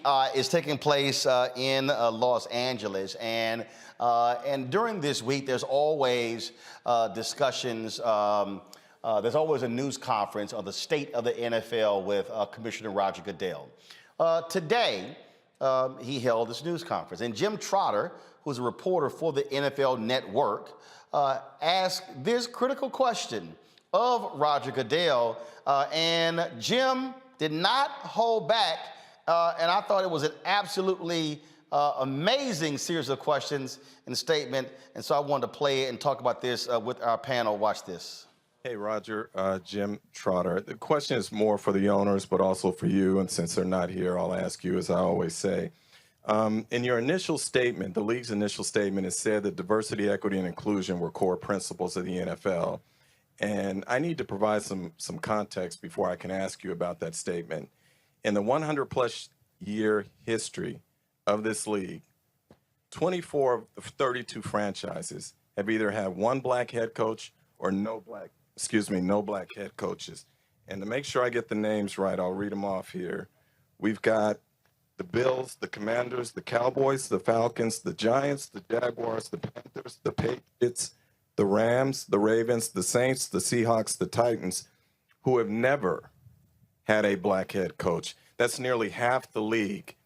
We look at the fact that there's never been a majority black owner. There's only been one black club president. We look at the GMs, now we're up to 7. 5 of those were hired in the last 12 months. We're now at 3 black head coaches, 2 of whom were hired after Brian Flores filed his lawsuit. So it's easy to focus on the owners here, but I want to put this to you here. When we look at the league office, of the top 11 executives there are only 2 people of color. When we look at NFL Media Group, where I work, there is not one black person at the senior level in the newsroom who makes decisions about a league whose player population is 70% black. So as a member of the media group and as a black man, I ask, why does the NFL and its owners have such a difficult time at the highest levels hiring black people into decision-making positions? Yeah, Jim, listen, we look at the same numbers, and they're really part of the effort that, again, looking at how do we become more effective in our policies and procedures. We work really hard. We believe in diversity. We believe in it as a value. We believe it's made it stronger. People who've come into the league who are diverse have been very successful and made us better. And we just have to do a better job. We have to look, is there another thing that we can do to make sure we're attracting that best talent here and making our league inclusive? If I had the answer right now, I would give it to you. I would have implemented it. I think what we have to do is just continue and find and look and step back and say, we're not doing a good enough job here. We need to find better solutions and better outcomes. And so let's find more effective policies. Let's make sure everyone understands. Let's make sure that we're looking at diversity and actually incentivizing that for everybody in our building, including with compensation. Let's make sure that when we're dealing with vendors outside the building, we're hiring diverse vendors and bringing them in and giving them an opportunity to succeed just like we do with white vendors or people of color. Well, how can they come in and contribute to the NFL? So I think it's not a single answer, Jim. The single responsibility comes on all of us in the NFL, and we have to be the ones that make that change, and we are the ones that have to make sure we bring diversity deeper into our NFL and make the NFL an inclusive and diverse organization that allows everyone the opportunity to be successful.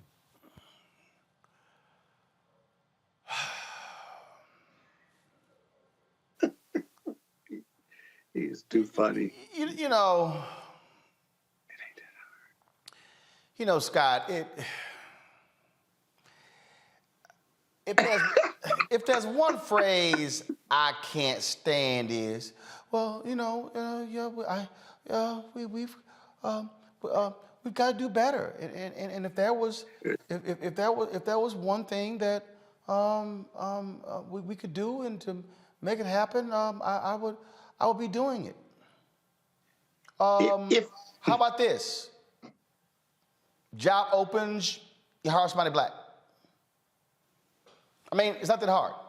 I'm a 3-time board member of the National Association of Black Journalists.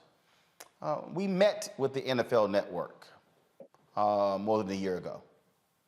Galen Gordon at the time was there. He was vice president for talent. He's now at ABC. It ain't that hard to find black journalists. Roger, you can call us. We got a whole list, long list of folk who you can talk to, but y'all just don't want to do it. I'm like, man, come on, just don't go ahead. Okay. So, you know what was amazing about the racism, diversity, and inclusion that we've been trying. The amazing thing is, whether it's the NFL, big law firms, accounting firms, media, whatever industry it is, I don't believe in how we do diversity anymore, and you shouldn't either. Because in 40 years of this multi-million-dollar, maybe billion-dollar industry, the numbers, at least in big law and perhaps other industries, just hasn't changed. Because it's not that hard to do, especially if you have a plethora of qualified people to lead organizations. You just have to do it. All the money the NFL and other industries spend on diversity, stop spending it. Invest it in making excellent employees and senior people, train them, invest in them, and make them outstanding contributors to your organization, and you will ensure that you have a diverse leadership in that organization, and it makes you a stronger organization, not because I'm black, but because I'm talented, I compete against everyone, and I'm as competent and extraordinary as a lawyer, and I just happen to be black. I'm not a great black lawyer because I compete against everyone else, right? Don't undercut my excellence. But people that don't look like you and me have a real problem. If you haven't been victimized by racism, right, and you don't look like me, you have a problem because you've never lived without privilege. And so your privilege blocks you from trying to give up something to somebody black or brown because you think somehow you earned that privilege and you're giving it to me by hiring me or promoting me. It's a false narrative. And so it's really not that hard. Just invest in people, make them great, give them every opportunity, include them, not diversity, include them, right? And you'll have a diverse team. It's not that hard. You follow everything I just said. I've been in big law for 30 years, been in management for 10. It's not that hard. It just, look, Monique, it's like if I walk into the room and it's like, damn, everybody here dudes. We need to go hire some women. If you the one in charge, say the word. So Roger, stop bullshitting. Just do it. Monique, go ahead. Right. I mean, power concedes nothing without a demand.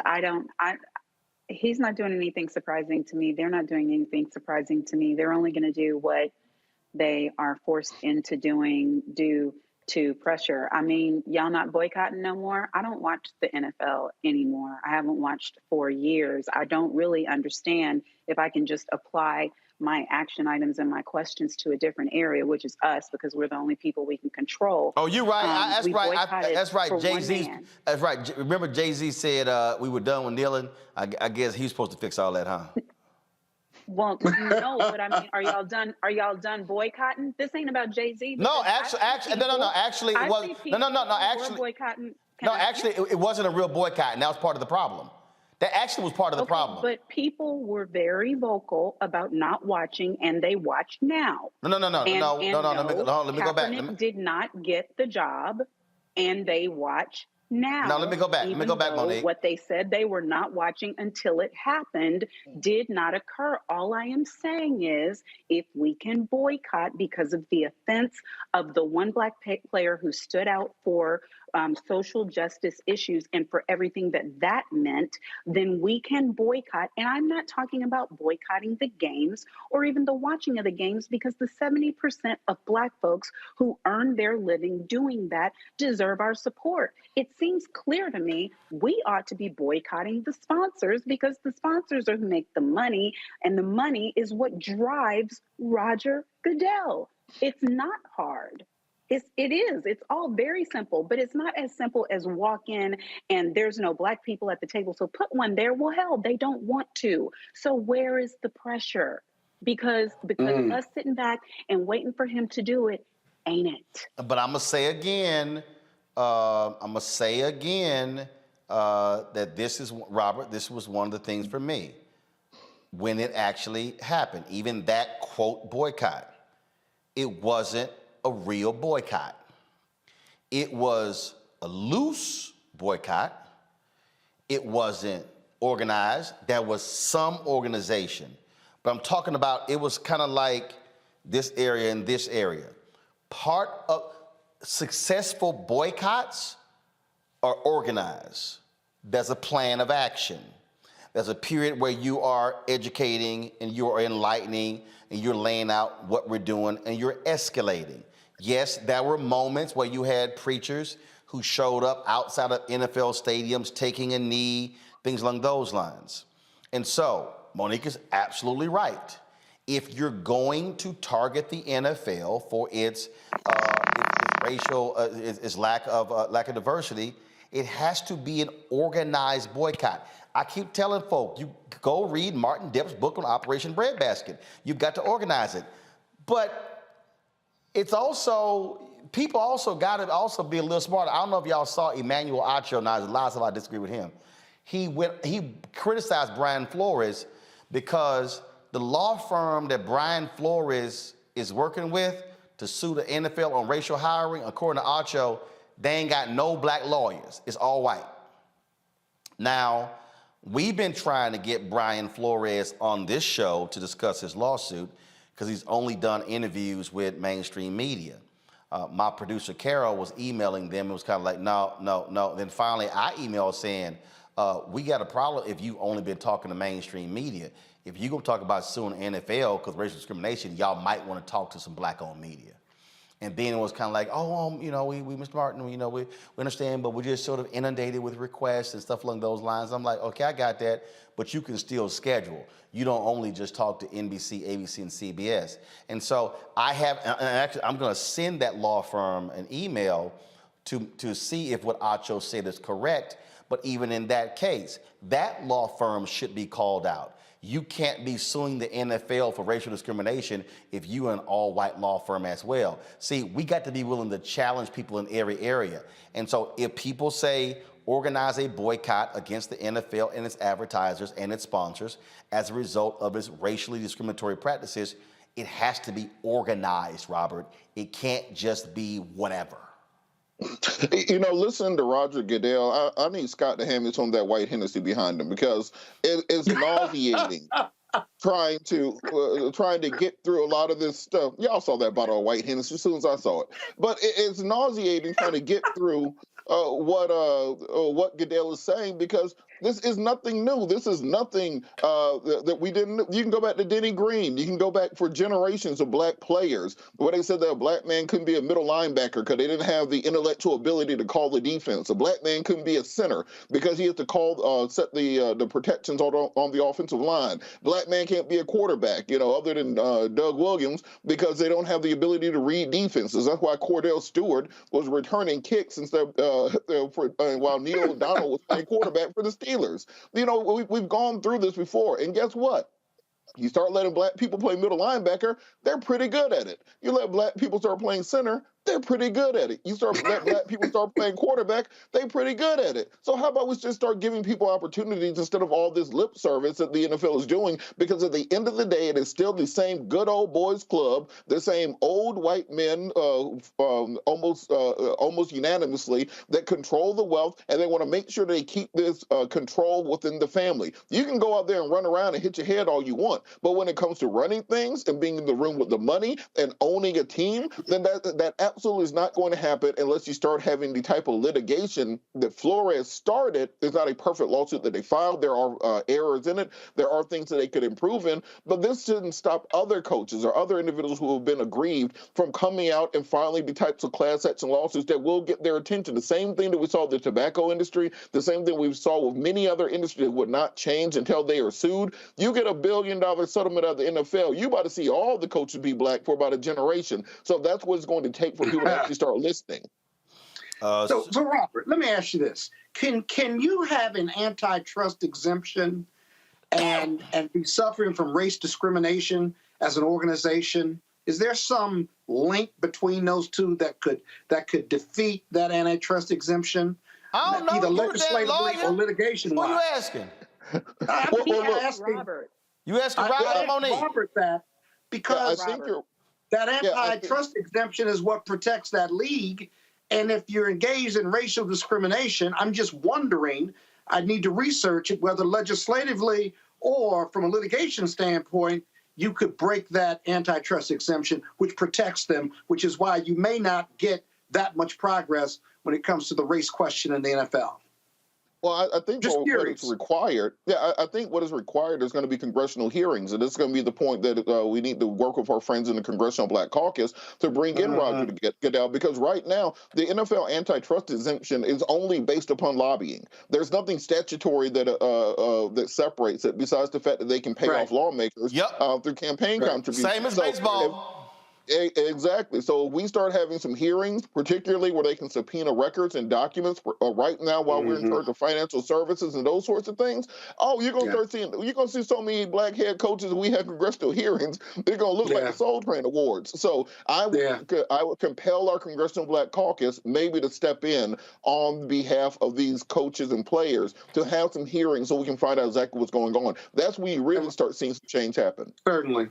Sorry, Roland. The lawyers wanted to talk without involving you, so now you can ask your next question. No, you didn't. You just sitting here trying to be a smart ass, because you ain't done your own damn research. That's really what happened. About lawyers on the panel. Yeah, whatever. I know you play one on TV. No, I don't play. But the lawyers want to have a discussion. No, I don't play one on TV, but I know when I'm hearing some legal bullshit, I'm gonna call it out.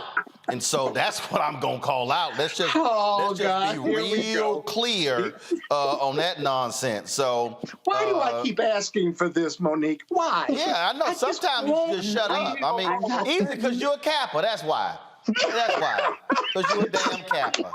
That's why. That's why. All right, let me run through these two quick headlines before I got to go to a break, and then I'm going back to I'm coming back with our tech talk. The family of a Colorado black man killed while fleeing from police in 2019 will receive $2.9 million settlement. Devon Bailey was only 19 when he was killed. He ran from police when they questioned him and his cousin about an armed robbery. His cousin was acquitted of the charges. In the lawsuit, the family stated police officers racially profiled Bailey and assumed, at least partly because of his race, that he presented an enhanced threat to their safety. Colorado Springs, the police department said the settlement is not an admission of any wrongdoing. Folks, the state of Minnesota has agreed to pay $825,000 to several journalists who say they were mistreated while covering the 2020 protests after the George Floyd death. Tuesday, the American Civil Liberties Union of Minnesota and the state's Department of Public Safety announced the settlement. It prohibits the Minnesota State Patrol from attacking journalists, arresting or threatening to arrest them, ordering them to disperse, seizing their equipment, and more.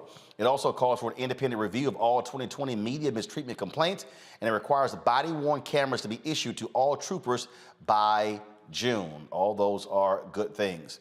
Folks, in Mississippi, law enforcement officials give two different accounts of what happened to a black man who died in police custody. Damian Cameron died after police entered his home without a warrant last July, tased him twice, and knelt on his back for 15 minutes while he told officers he could not breathe. His mother witnessed the tragic incident. The Mississippi Bureau of Investigation said Cameron collapsed while running away from police. The Rankin County Sheriff's Office initial statement does not mention him collapsing, only that he resisted arrest and was found unresponsive. Cameron's family wants the officers responsible for being held to be held accountable for his death. And in Kentucky, jury selection continues for the ex-Louisville cop, Brett Hankinson, the only officer charged in the raid that led to Breonna Taylor's death. Hankinson is charged with wanton endangerment for firing blindly into Taylor's apartment with the bullets hitting a neighbor's apartment. Breonna Taylor was killed on March 13, 2020 after 3 Louisville cops entered her home with a no-knock warrant and fired 32 bullets, killing her. And folks, in Wisconsin, a 12-year-old black swimmer was disqualified from a race for wearing a Black Lives Matter swimsuit. Lady Lions wore the swimsuit in support of Amir Locke, who was gunned down by Minneapolis police executing a no-knock search warrant last week. An independent volunteer told the preteen if she did not remove her swimsuit, she could not compete. Once her mother got word, she notified the local NAACP, and the YMCA officials overruled the volunteer's decision. Lady competed for the duration of the meet, only missing one race. I mean, ain't that something? Damn, Monique. How you gonna tell somebody they can't wear black, like, ain't no rules on swimsuits? Really? Now we tripping? Well, there might be rules on swimsuits. I don't know if there are or not, but it's good that that worked out in her favor. But, you know, at the swim meets that I go to, yes, the team competitors all have to wear the same thing. I'm assuming she was wearing that in protest, and that they honored that from this young girl who was trying to make an important statement. So I think that that's a good thing. And that's why you tell volunteers sometimes, Robert, sit your ass down. Well, look, somehow I bet you this goes back to we're never going to find out. This probably goes back to just some angry Karen who was sitting across with her little daughter Sarah or something, and saw the Black Lives Matter swimsuit and got offended and ran over and started making a fuss about it. But I'm glad that these young people are standing up and making it known that their generation will continue in the legacy of Tommy Smith, will continue the legacy of John Carlos, will continue in the legacy of Kaepernick and those who have used their platform to protest. And guess what? This story being reported nationally, as you are right now, will have a far bigger impact on these young ladies' lives than them winning a swim meet when they were preteen. So I think they did the right thing, and I hope this inspires more people to use their platform, whatever it is, to fight for social change. Hell yeah, man! Just wear it. I don't care, whatever. Wear it. Do whatever you want. Just be all in these folks' face, Scott. I mean, first of all, why do white people care so much about this 3 words, Black Lives Matter, being on a sidewalk, being on a swimsuit? It is not. They see it as a political statement. That's their ignorance. It is an affirmation. That's all it is. You disagree with the statement that Black Lives Matter? You don't think we matter? That's the problem if you think it's some type of political statement. My goodness gracious, there's so much more that we could be locking arms on to reach some type of racial harmony in this country, and yet we're caught up on those political words that are nothing more than affirmations of the truth. Stop it. Man, look, those 3 words are a problem because of 2 words, white fear. It's simple as that, white fear. So, of course, y'all, literally, we are editing the book. It's going to be dropping in September, where I go right to the chase, cut right to it in terms of the white fear that's happening in America. All right, real quick, before we go to break, don't forget, if you are a HBCU student, you're going to be a junior or a senior in the fall, you can apply for the McDonald's Alpha Phi Alpha Scholarship that I've been working with McDonald's, $15,000, offering 7 scholarships at $15,000 each. To apply, go to tmcf.org. The deadline is February 28th. All the details on how to qualify for the scholarship are on the website, tmcf.org. And so please, folks, apply. If you're a junior or senior in the fall, again, it's all about getting y'all some money. That's what it's about. $15,000, 7 of those scholarships. Be sure to check it out. Got to go to a break. When we come back, folks, we're going to talk with the creators of an app that allows you to find a black restaurant near where you work or live in our Tech Talk segment.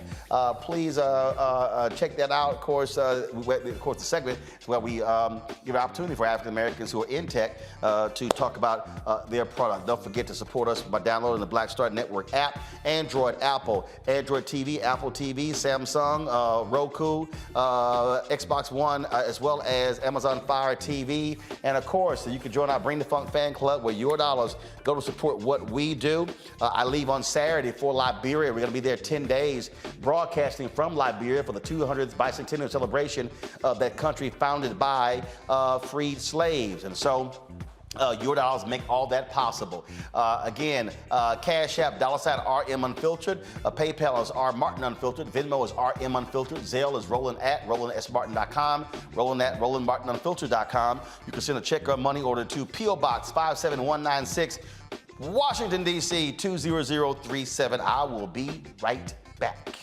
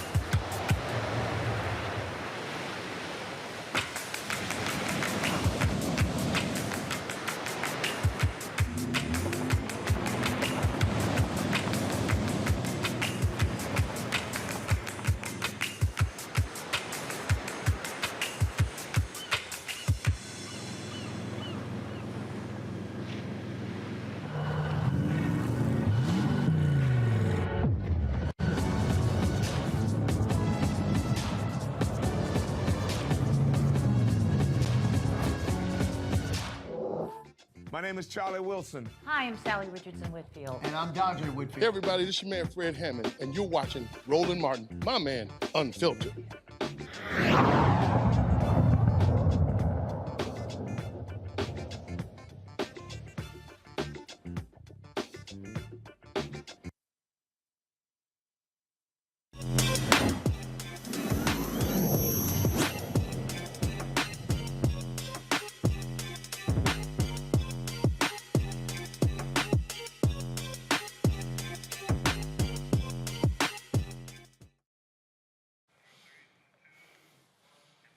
All right, folks, EatOkra is here to solve an issue that you have. It's an app that connects consumers to black-owned restaurants in their area. Joining us now, co-founders of EatOkra, Anthony and Janique Edwards from Brooklyn, New York. Hey, how y'all doing?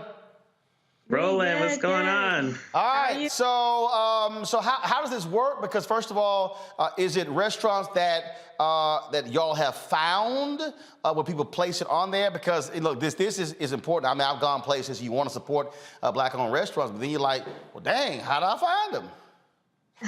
Yeah, that's the question, right? Yeah, the community really is supporting us in this app. For the first 4 years of development, Janique and I, handpicked every restaurant, about 3,000 before the app really caught on and the community started submitting another 8,000. Wow, so you have on your app a total of 8,000 Black-owned restaurants? No, 11,000. 11,000. Yeah. Wow, covering how many states? We cover all metropolitan areas across the country. So we're pretty much in every state. The app is geolocation aware. So wherever you open the app, if there's a Black-owned restaurant nearby, we'll show it to you. What led y'all to start this, Janique?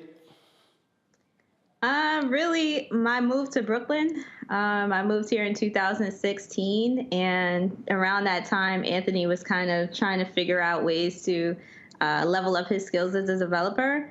And we wanted to support, Black-owned businesses in the area, but we were having, a difficult time locating them online. So I kind of made the suggestion to him that he build the app, and here we are now. All right, cool. Questions from my panel. First up, Monique. Well, first, a comment. I hope everybody heard what you said when you said that you spent 4 years building on your own, doing 3,000 names on your own before it took off. I just think that that should be encouragement to anybody who's out there building anything, whether it's in tech or not, that you really need to stick to it. And then what I was wondering is there a rating system? Like when I go show up someplace in the middle of nowhere and want to find out the best soul food, is it going to tell me that?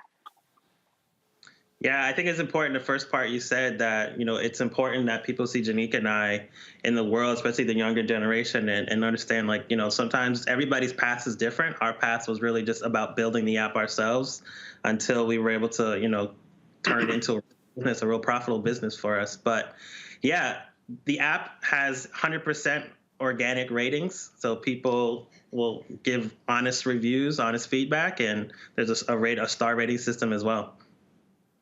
Robert. So 2 questions. One, I love the name. I wanted you to talk a little bit about how you picked that name and how okra is crucial to African and African-American culinary history.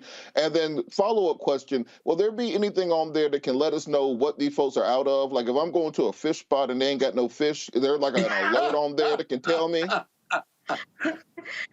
No, we we don't have a "we're out of catfish" button yet, but that's a dumbass question. How you sitting here? You know they need it. Man, the app not trying to break down inventory. You gotta have the button. I'm tired of getting there. Ain't no red velvet cake when I get there. Just tell me what. Robert, the whole damn point of the app is to show you the restaurant. You got to do some damn work, like pick the phone up and call. Yeah. Look, I'm just saying, I need a little flag to let me know. That's all. Scott, let me get my question. Let me get my question in. So I'm on the app. It's actually very easy to navigate, but it has more than just soul food. It has African cuisine and Caribbean cuisine as well, and vegetarian. That's really awesome. Scott, hey, Scott. Yeah. Did your ass miss something? Did you hear me open up this thing by saying they list soul food restaurants? No. What did I say? The damn app lists Black-owned restaurants. So Scott, I ain't done. So yes, Scott, it's Black-owned. So if it's vegan, if it's a juice bar, if they do smoothies, if it's soul food, Caribbean food, it's Black-owned. Which part of Black-owned your ass missed? You know what? I'm about tired of you correcting me. Can I ask my question? I've had it up to here, and I mean up to here. Okay. Now, first of all, you been up to here is at my knee level, so it don't matter. No, it isn't. I've grown since you've seen me. It's COVID. Now let me just say this: what I like about the app, to your guests, is it also has Black-owned products. Can you talk about the diversity in the app? And forgive Roland, he's having one of his days. Don't worry. Yeah, so I wanted to quickly just answer the question about okra and the name. So okra is a seed that was brought over from West Africa to the Americas during the transatlantic slave trade. And so my family's from South Carolina, Anthony's family is from Louisiana and Alabama. And so the name is really just a nod to like our family and the role that food has played in our lives. So yeah, that's the name. With regard to the marketplace. The products, yeah, the marketplace. Mm-hmm. Yeah, so that was just our way of supporting the community in a different way. There are a lot of amazing Black food product makers out there, and we kind of wanted the ability to support them as well. And so that's why we added the marketplace feature, which we plan to expand at the end of this year as well. Roland, they got African peanut sauce. You can put that in your roux next time you cook. Look, hey, Scott, fun fact, the West African word for okra is actually kiangumbo, meaning, so the name gumbo actually comes from the West African word for okra. Fun fact, there's useless information you did not need. But I don't like okra. Do you like okra? I've never grown a taste for okra. Looking chef. It's traditional. You got to get in touch with your roots. Ask what you like okra or not. The app is called EatOkra. We ain't having no conversation about whether you like okra or not. That's also one of the reasons why we named it that also though, because it always gets a very strong reaction. Right. So It does, yes, absolutely. So people have literally not downloaded the app because they hate okra that much. They completely hate okra, and it's a very visceral reaction, and they just won't have it, and they won't touch it. Ooh, okra. But congratulations. And tomato gravy. I am so hungry. That's right. Are y'all done? Yes. One of my favorites. Okay, y'all done. Whatever. Okay. So Anthony and Janique. So again, if people want to submit, so you have user submissions now. Do you then go back and verify? How do y'all verify they Black owned? Yeah, we have a whole separate team that does that work. We call restaurants, we speak to the owners, speak to staff, and we do our due diligence to make sure they're Black owned. Okay. All right, then. Look, we appreciate it. The app is called EatOkra. I don't mind okra. I like okra as well. And so, but we don't really care if Scott don't like it. Y'all, just because your ass don't eat okra or like okra, still download the app. That way, Scott, we are done with the panel questions. Okay, we are done with that. So be quiet. Well, I got one more question. Everybody Can I who's ask listening, one more question? no, you can't. To everybody who's listening, right. it don't matter if you don't like okra or not. Y'all, this is allowing for you when you go to a place, when you go to a city, if you want to find and support Black-owned restaurants. That's what's there. And so that's why we believe in that, because we got to be able to support our own, where we are turning our dollars around. So Anthony and Janique, certainly congratulations. Thanks a lot. Thank you, Roland. All right, that is it for us, folks. I want to appreciate our panel, Robert and Monique. Thank you for joining us on the panel today.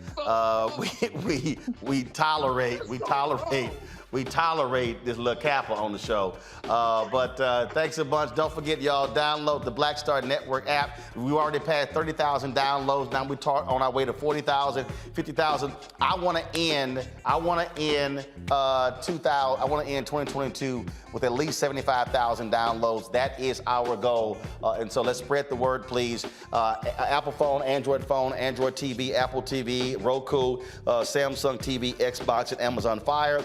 And of course, if you want to support the work that we do here at Roland Martin Unfiltered, of course, stopping the misinformation that we hear all the time coming out of these places, giving you real information, quality interviews from people who are impacted. We've had some great guests today talking about these drug programs. Also, of course, the sister out of Texas as well.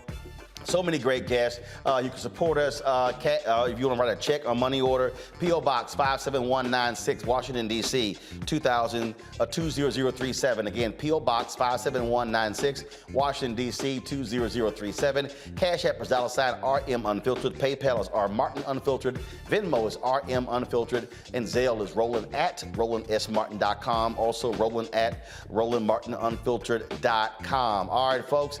Thanks a bunch. We appreciate it. appreciate it. And I see y'all comments. I appreciate y'all loving our set, paying homage to James Baldwin, my man, Harry Belafonte, of course, Ida B. Wells Barnett as well. And again, I love these shoes. I got these at the YouTube Black Summit.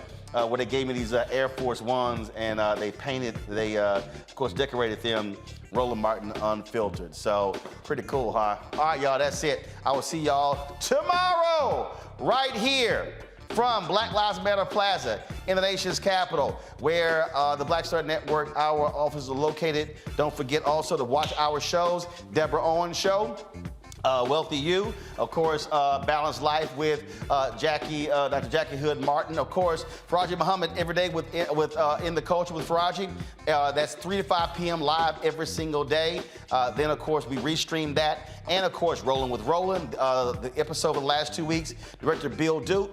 And, of course, with the Black Table, my man, my frat brother, Dr. Greg Carr. Folks, that is it.